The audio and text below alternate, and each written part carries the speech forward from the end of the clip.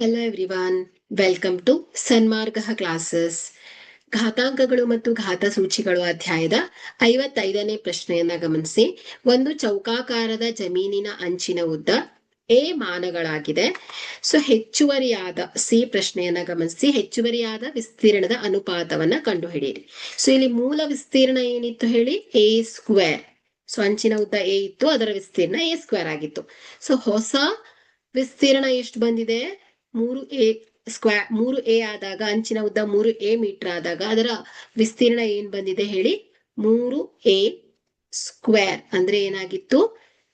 9a square ಬಂದಿತ್ತು ಅಲ್ವಾ? ಹಾಗಾದ್ರೆ ಇಲ್ಲಿ ಅವುಗಳ ಅನುಪಾತ ಏನಾಗಿರತ್ತೆ ಹೇಳಿ? 1:9 ಆಗತ್ತೆ. ಓಕೆ, ಹೆಚ್ಚುವರಿಯಾದ ವಿಸ್ತೀರ್ಣದ ಅನುಪಾತವು 1:9 ಆಗಿದೆ. Thank you.